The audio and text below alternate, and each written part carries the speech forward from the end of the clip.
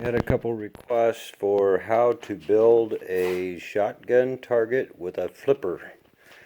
So I'm going to give this a shot. I figured a video would be the easiest way to show how this thing goes together. This is your primary target, and it's a separate piece that attaches to the stand so that it gets knocked loose with impact. The original design was to put a little shelf up here on top so that it would catch. I found out that gets caught too easily when you hit it from an angle. So I put a hole completely through and then welded a bolt, 3/8 bolt that goes and protrudes through the other side, and then welded it on the front. So that way when it's jarred rearward, it knocks it off the bolt. Now, this is just 2 pieces of angle iron. The whole thing's built out of a bunch of scrap that I had laying around, so this just happens to be parts of an old windmill here. I just cut a piece of this cradle up in there, and that way it'll slide down with it. And then I threw a fairly heavy-duty piece of steel here as kind of the hammer, I guess. And I took some chain links and cut them so that they would hook around there, and they attach below the bottom edge of that plate so that if you get a low hit on the plate, it'll still rock that backward and cause it to detach off of the pin. So then when the hammer falls, it comes down here and it hits the flipper.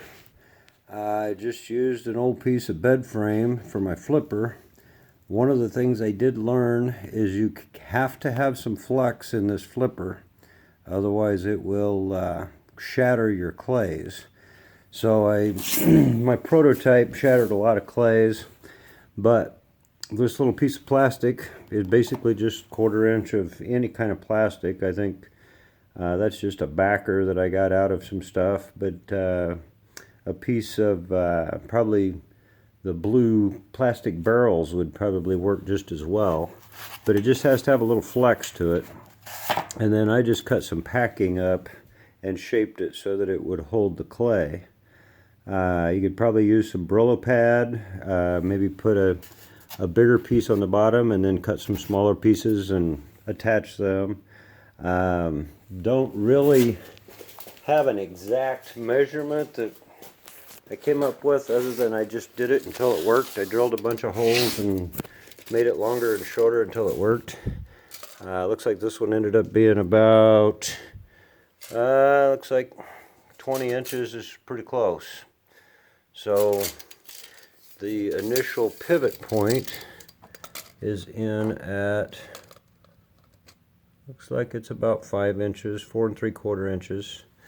One of the initial problems I had with this flipping, it was going too far, so it would crush them up against the upright.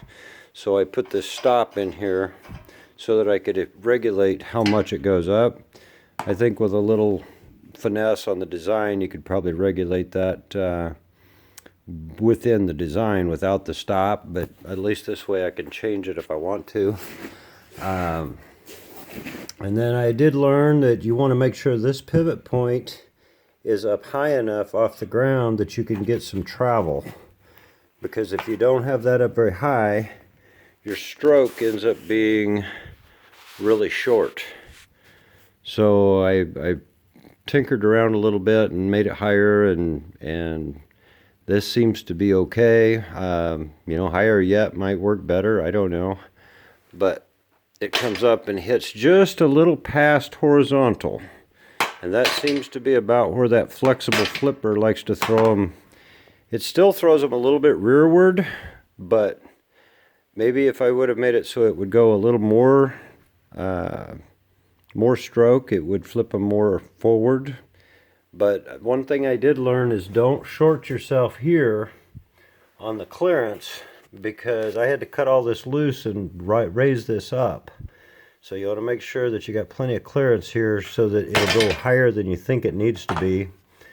But other than that, the pivot points here, I had some old stock panel laying around. I think you just find a bolt that fits a pipe and you can make the pivot points pretty easily. That bed frame material is really good for lightweight, strong stuff. So everything else is just scraps. Got an old disc brake off of a motorcycle there. Just kind of threw a bunch of trash together and it seems to work. So that's one way to look at it, I guess. If anybody has any ideas to make it better, well, I'm always listening for improvements.